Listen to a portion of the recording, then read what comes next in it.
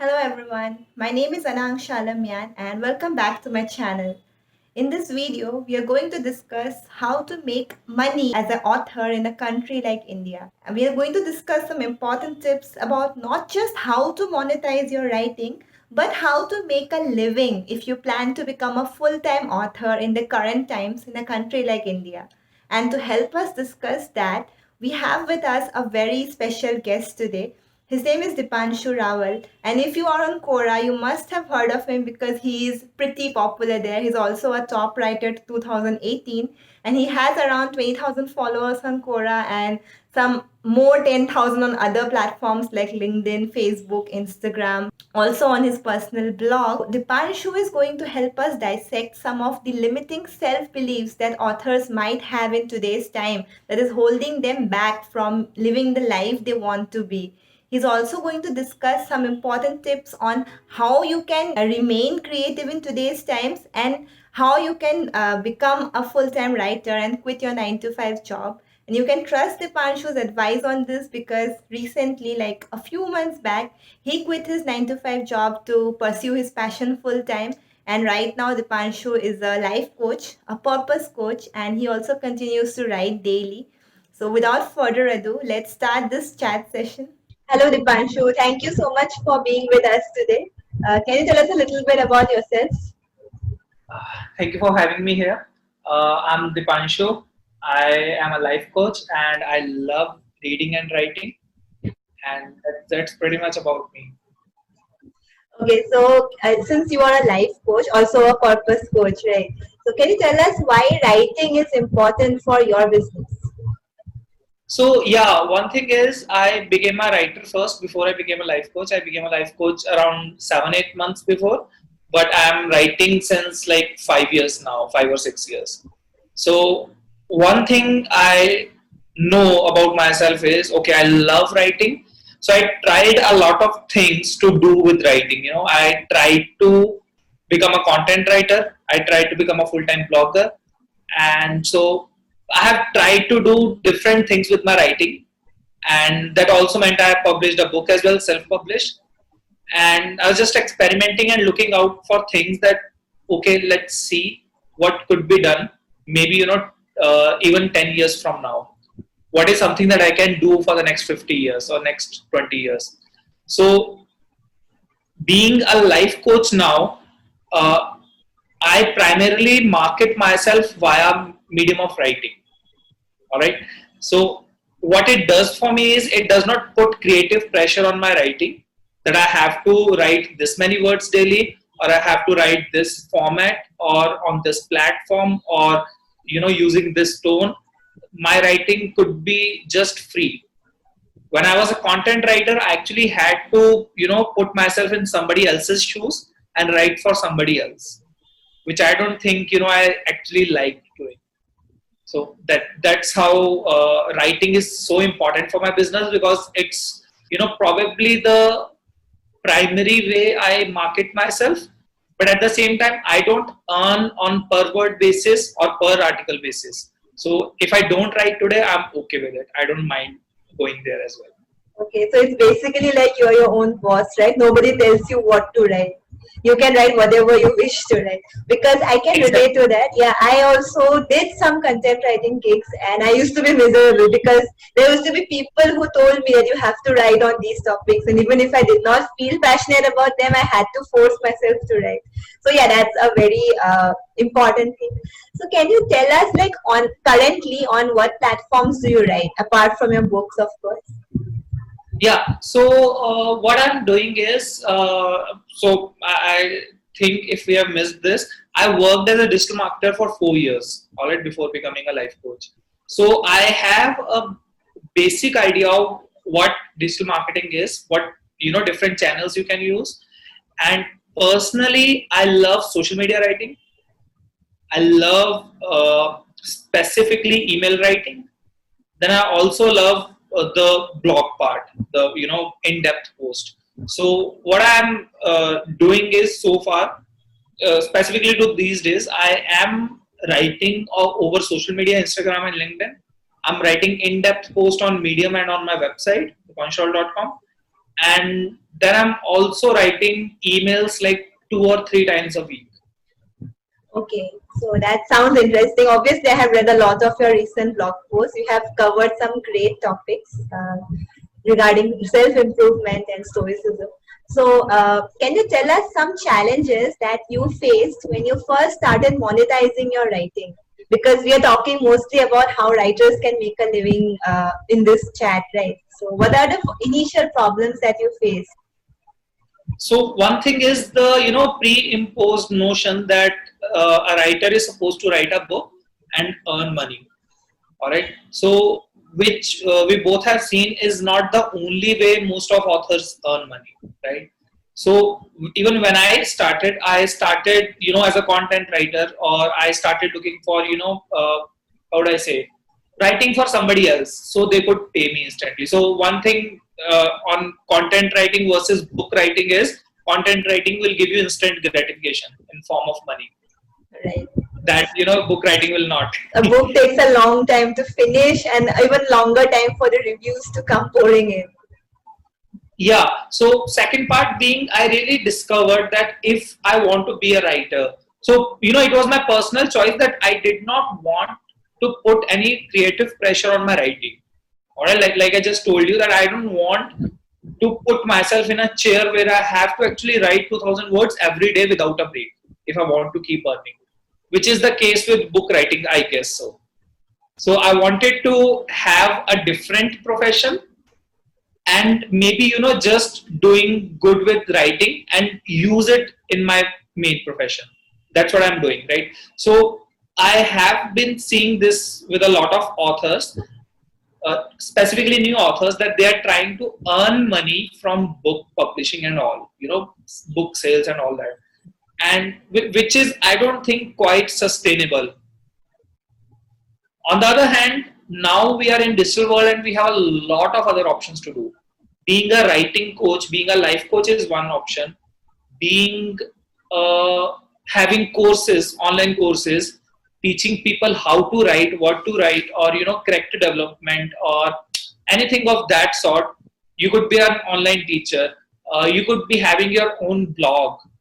That does not mean you have to put a hold on your blog, on your book writing. It just means that it's good to have multiple sources of income than to just rely on one thing. Right. I think that's the most important part, right, of being self-employed, that you need to have multiple sources of income. Because relying on one platform is like, it's, what shall I call it? It's not possible. It's not sustainable, right? It's Okay, not so sustainable. yeah. So since you are a purpose coach, you write articles related to your field. So like, if somebody is willing to like start in this field of say life coaching or coaching for writing, so what resources would you suggest, that where should they learn about this, or how, what are the things that they should know before starting a career? Before starting a career in what exactly? Coaching. Coaching. All right. So one thing is, a life coach needs to have a deep understanding of human psychology and behavior, right? So you start from there. You start reading a lot about human behavior and psychology, and then you go on to learn what coaching is specifically. Okay, so that would mean having certain skill set, like being a good listener is one of an actual Of course. necessary skill. Apart from that, being in a position where you could be non-judgmental, which is a big thing. We don't understand that how much we judge others. So being a coach, it's quite important for you to be non-judgmental. And third point could be, being really practicing non-attachment with your clients. So, you don't absorb their trauma. So you help them grow, but you don't absorb. You understand, you are being compassionate with them, but you don't absorb all that. So that's how you begin with the coaching part. Now, to market your coaching skills, you could be making videos, you could be writing articles, you could be, doing podcasts, whatever you like doing. And the way I'm doing, just, starting with the writing part. Exactly. So since you have a background in digital marketing, can you tell us how it helped you in your writing career or your career as a purpose coach or life coach right now? So one thing is I feel really blessed that I have, the skill of digital marketing and all, because what I have seen so far with my experience is creative people and people who like selling and marketing. There's only a little bit of overlap in these two circles, I right? so agree So with that. because I don't know for what reason creative people hate selling or hate marketing. I think it's mostly because people have this voice inside their head, right, telling themselves that you shouldn't be the only one who's talking about yourself, and they feel that if other people do the marketing for them, it would be better. But that does not happen, right? Because you It's only just have that to sell yourself. exactly. So it's just that a lot of internal limiting beliefs they have, that a creative person should not be a marketing person or a salesperson. But when you combine both of these, it really create wonders. To give you an idea, even before becoming a life coach, I already had, like 17,000 followers on Quora. I had 1,500, 1,600 people on my email list. I had 7,000 followers on LinkedIn, and then 5,000 on Facebook as well. So being a digital marketer has its perks, and I understand, it was relatively easier for me to set up my coaching business than for someone who is trying to be a life coach and does not know the digital marketing part. Of course, that's very, very important. So, like, given the current scenario where it's so important for people to talk about themselves, right? So, what do you think is going to, like, what do you think lies in the future in India for people who love to write or people who love to create? So one thing being, we definitely need to grow up, upgrade ourselves, and that would mean going beyond the books part. So that would mean writing ebooks as well. So I've written 3 books, and all 3 of them are under 3,000 words. So I can call myself author. I can satisfy my ego that I'm an author. At the same time, I could work towards what is the ultimate purpose of my business. So ultimate purpose of my business is not earning money from my book. That's why my latest book is available for free. But what my ultimate purpose of business is to actually have people in my sales funnel and generating leads for my coaching business. So Right, if right. anybody reads my book, they know what is my field expertise. Whoever reads my book will know that these are the topics that I am an expert in. All right. So if I connect the right chord with the reader, he or she will be interested in checking out my website and what I do. Otherwise, so that's the main purpose of me publishing the book. So you really need to see, if you want to publish a book, if you want to be an author, what is the ultimate goal? Do you want to earn money, or do you want to have an influence on your reader? So if you want to earn money, maybe write books plus do something else as well, right? Right, So right, right. that's the whole part. Right. So people who are listening in right now, you should definitely go to Dipanshu's website and read his book. It's available for free. It's going to give you a lot of insights about his what business he does. So since you have background in marketing, I have to ask you this. Can you give us like one marketing tip for whoever is listening right now? Really be Social clear media about, marketing team. Yeah, yeah. okay.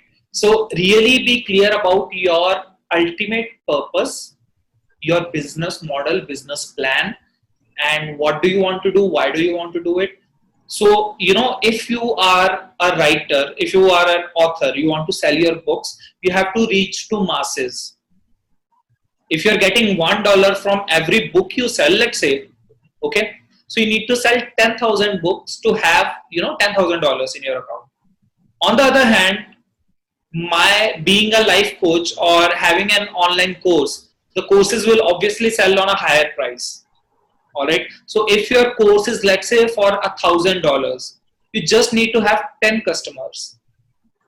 Okay. So having 1 million followers online, being a bookseller versus being a life coach will be mean two different things.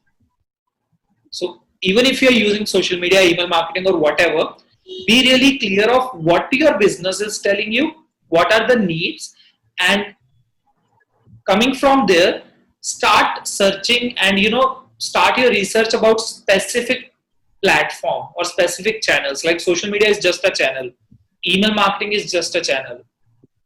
All right. So this is coming down to the secondary part. The primary part is going to be really clear about what is your business, how do you want to earn money, and what are the requirements for you to get to your customers and all. Okay. Does that make sense to you? It definitely makes a lot of sense, because if you don't know what your end goal is, how can you start marketing randomly? It's like throwing shots in the dark, right?